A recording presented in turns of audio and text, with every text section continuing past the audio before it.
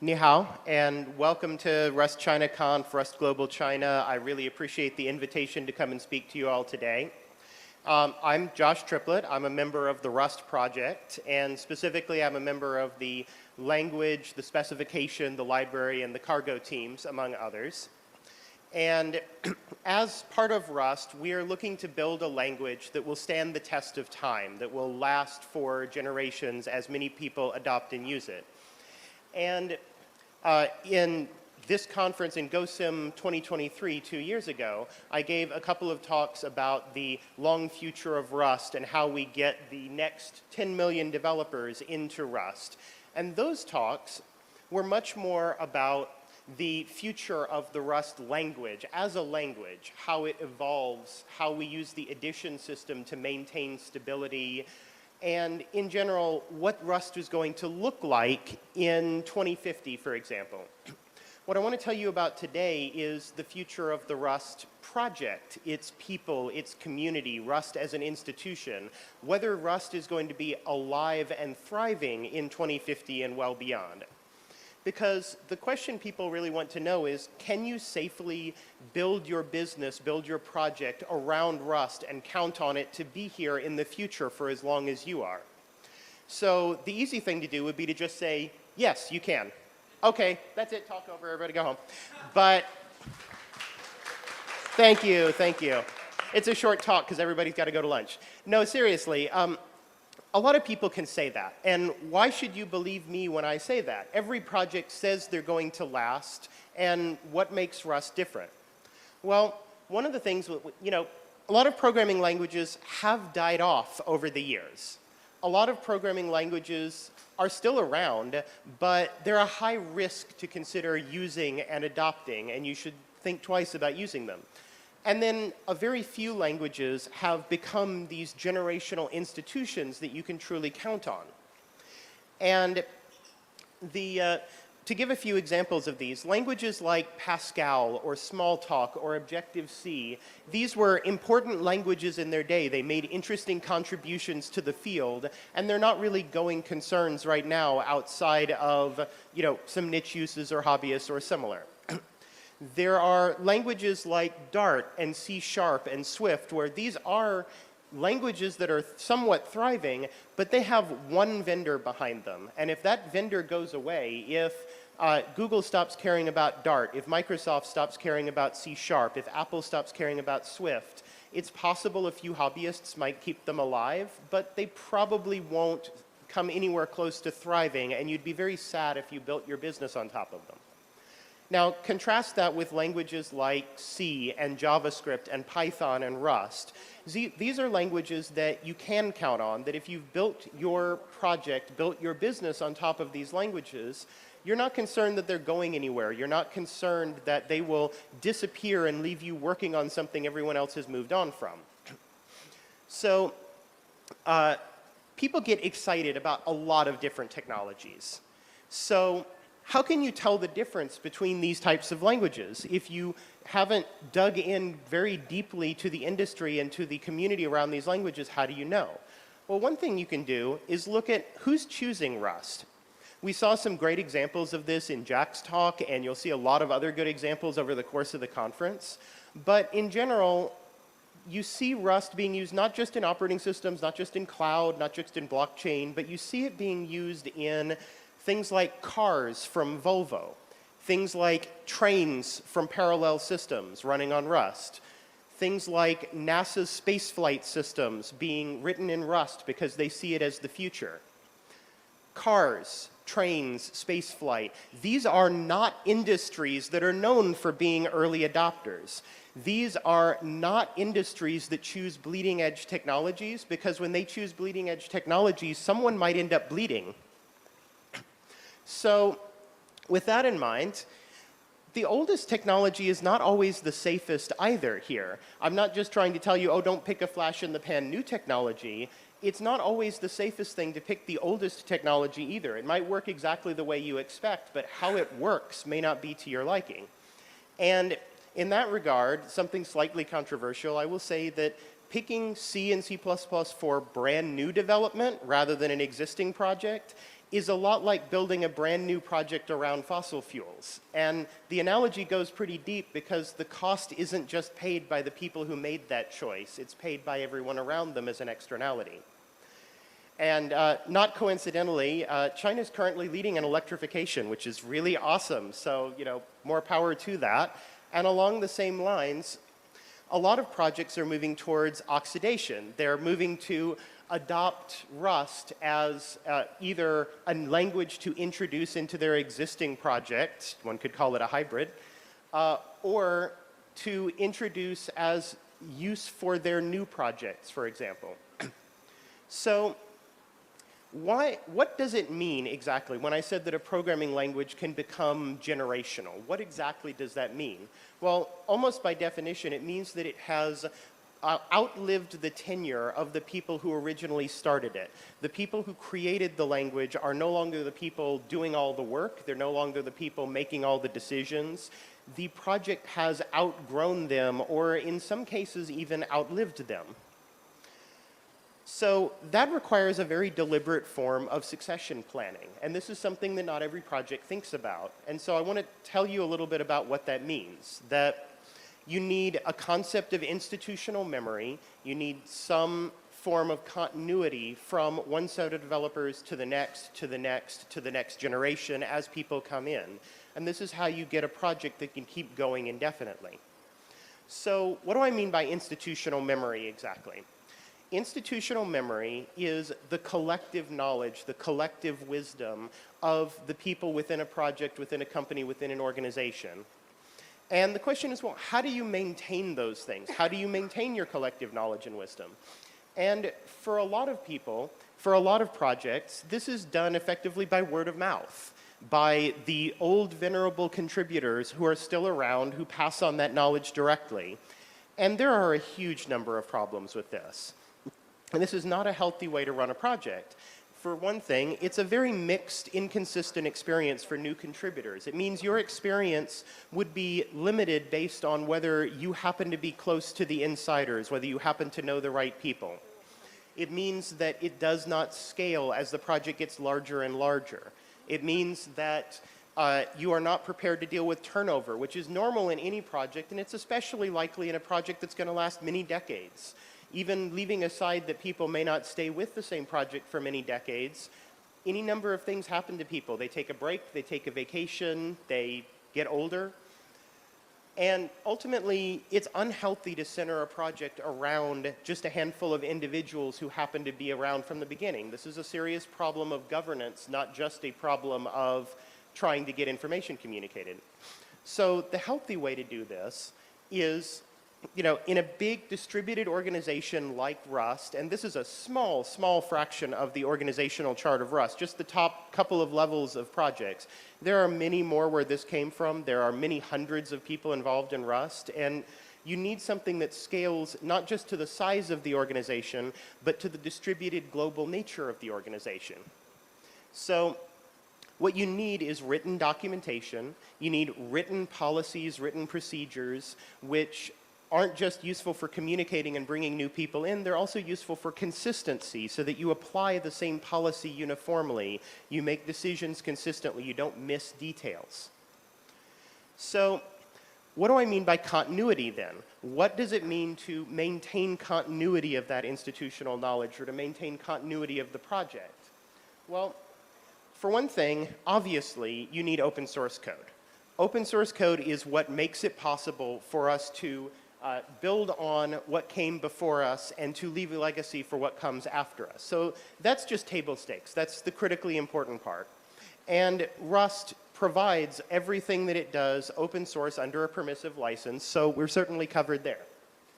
And what this means is, under no circumstances are you ever stuck in a situation where you're rebuilding the world from scratch using nothing but a spec.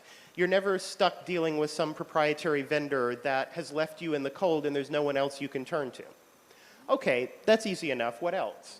Well, I mentioned documentation. Like I said, this is how you maintain that continuity of institutional memory. This is how you provide consistent policy, and this is ultimately how you bring new people on board. And that includes new people from new parts of the world who are trying to ramp up and get involved when they may not be in the same time zone, or even 6, 8, 10 time zones away from the next contributor they could be talking to. And so on top of that, you need mature governance. So I mentioned before that a generational project outlives the initial people who started it and worked on it. So you need well-defined governance that isn't just, well, we seem to be the people talking a lot, so we're the ones in charge. You need something that's well-defined. In Rust's case, we have an RFC that defined our governance very clearly, that gave policies and procedures to make sure that the representation and leadership of Rust are the people who are doing the work and those who represent them. We make sure that we have facilities for rotating that leadership so that we don't just have tenured people who never leave and no one new can grow to be in those positions. Then on top of that, we need infrastructure. And I want to highlight this because, again, for a lot of projects, infrastructure happens somewhat by accident. They use facilities that are already available, and they effectively have infrastructure that is the part-time hobby of people who mostly are there to write code. And that is, again, not a healthy environment. What you need is a dedicated infrastructure team, and Rust has an absolutely incredible infrastructure team whose job is to make it so we can all get work done, to support the community, to build continuous integration, tools like Crater, many other things to help support the community and the ecosystem. And this is also an area where we've talked a lot about intentional succession planning. So one thing that's preliminary but building, and Beck hinted at some of this at one point, the idea of having mirroring so that you can have resilience and accessibility across the world. So if something goes wrong and all of a sudden, GitHub becomes unavailable to a big swath of the world, or some other tool that we build on becomes unavailable, then that does not become an existential threat to people from all over the world participating in Rust. And again, we're even talking about how we could do succession planning for our infrastructure vendors so that any given tool we depend on or vendor that we depend on is not something that the project would fall over if it suddenly went away. And we've made very deliberate plans in this regard, and we're making more. And finally, as I mentioned before, you need the idea of diverse funding, diverse support from a wide variety. You cannot depend on and should not depend on a single vendor project that has only one source for anything that could possibly change or go wrong. If you build on Rust, you will be in very good company. You'll never be left holding the bag. If any 1, 10, or 50 companies went away, Rust will still be going strong, and there will still be lots of people working on it, keeping it alive because they depend on it. Of course, we could always use a little more support, so if you're in a position to do so, and if you're building on Rust, it's important to do that piece of that support so that all of us together can keep it running. So I want to talk a little bit more about what I mean by documentation. And in particular, I want to highlight the changing role of specifications in languages as languages have developed over time. So if you look at languages like C and JavaScript, these are languages where they started out with a number of proprietary implementations and proprietary vendors, all competing, all offering slightly different versions, all offering their own extensions. And this was a hard environment to build on and depend on. And so a big part of a specification was to tame compatibility across those proprietary vendors so that you know that what you're running is portable to a dozen different possible C compilers or JavaScript implementations, more or less. So it's different with languages like Python and Rust. These languages are developed open source first. The very first implementation is open source. Not only that, it's under a permissive license, so you can do absolutely anything you want with it. There is never a case where you could be locked out from using it or building upon it, and there's never a case where you'd need to start from scratch. And so a specification here has less to do with taming compatibility across a whole ecosystem of implementations. It has more to do with developing a common understanding across the community, across developers and the ecosystem, to make sure that what we're building is what we think we're building, and to know that what you're building on is something that you can count on and not an accident. So, I want to talk about a few different pieces of documentation that are highlights in Rust. Rust has a lot of documentation, and I'm just going to be highlighting 3 things today.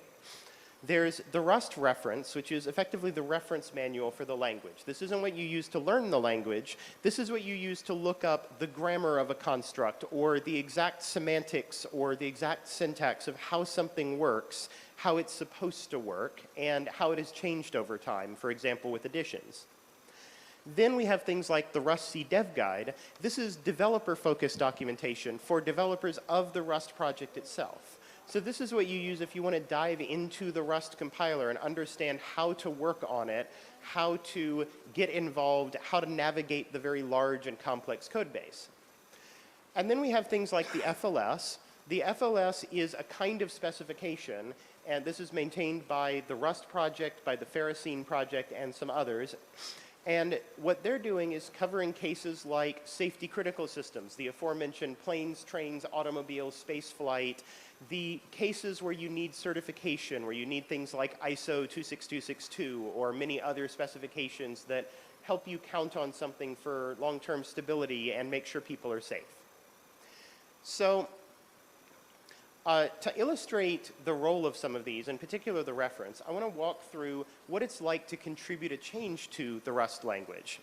So you start out by writing an RFC. This is a request for comment, a document to get everybody saying, here's the change I want to make to the language. Can we agree on this? You build consensus. Eventually it gets accepted by the appropriate team. If it's the Rust language, it would be the language team. There are library RFCs, cargo RFCs. Afterwards, you need to implement it. You need to build the code in the compiler. You might do this, someone else might do this, but you build an implementation of what you're doing. This gets into the compiler. It's available in nightly for people to experiment, but it's not considered stable yet. At some point, you're probably going to want to make some noise about it. You want to get people testing it and trying it out. This is why we have nightly, so that people can see if the feature works the way they expect. And because of that, you may run into corner cases. You may find bugs. You may find implementation issues. You may find that you need to change it past what the RFC said in order to deal with practical considerations. So beyond that, eventually you get to the point where it's ready to stabilize. Various things happen before then, but you produce a stabilization report. You say, okay, this is ready to ship. But a key thing that's worth highlighting here is that means the RFC is no longer the up-to-date documentation. Those corner cases, those implementation details, they mean that the RFC is almost what you shipped, but it might be somewhat different. So what we need is up-to-date documentation that says what the compiler and the language actually do. So this is why before you ship something in stable Rust, you have to make a change to the Rust reference. You have to update the documentation to say this is how this works. And those updates to the documentation may well help you discover more corner cases. You wrote down the grammar and you found an ambiguity. You wrote down the syntax, you wrote down the semantics, and you found a bug that way. So because of this, we've changed the reference processes, the processes around the Rust reference a number of years ago, to say that every new change to the Rust language must have a corresponding change to the reference. So what this covers is every new change to the Rust language. So the thing that we're working on this year is, what about the existing Rust language? What about corners of the language that aren't covered by the Rust reference yet? It is a large and thorough document, but it is not 100% complete. So we proposed a project goal. These are goals that the project as a whole agrees are an important priority to work on. And for the second half of this year, the goal is to expand the Rust reference, to help make it more complete, to backfill the existing coverage of the Rust language. So this is being worked on by a wide variety of people. It is a large collaborative project. A variety of my colleagues are here, and this is a project that has both experts involved who already wrote the details of the compiler or the language that are being used, as well as new people who are ramping up and who are using that to say, well, this was hard for me to learn, let me document it so it's easier for the next person to learn. If anybody on this list is here, please feel free to wave your hand, and you know, a lot of people involved from this project, and some of them very shy. So the point is that we're going through a wide variety of gaps in the reference. We're analyzing and finding those gaps. We're working on things like type inference, the trait solver, how exactly macros and expansion work, how name resolution works, which is a notoriously complex part of the compiler, how concurrency works and how Rust protects you when you're working on concurrency, how you write scripts in the Rust language and embed a cargo manifest directly in Rust. Many, many different pieces of the language that we're expanding the scope of the reference to cover. So the idea is this covers the gaps in the existing coverage of the Rust language within the reference. Our policies and processes make sure that every new change to the language will be documented in the reference. So the goal with the combination of these is to make the reference a full specification, full documentation, describing how the Rust language works. So I want to go back to the question from the very beginning of the talk then. Can you safely build your project, build your business around Rust?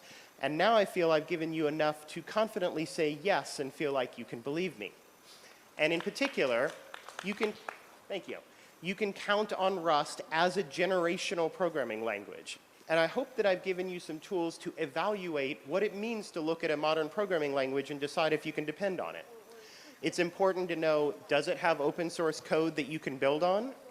Does it have documentation for all its institutional knowledge, not all of the word of mouth? Does it have clear, well-specified governance that allows you to rotate people through and make sure that it is not just the tenure of the original developers? Does it have dedicated infrastructure that is not just the part-time hobby of people who write code? And does it have a diverse set of funding and support that is not just a single vendor? So with that, I'm Josh Triplett. I'm part of the Rust project. You can reach me by email or on Mastodon and the Fediverse at josh@joshtriplett.org.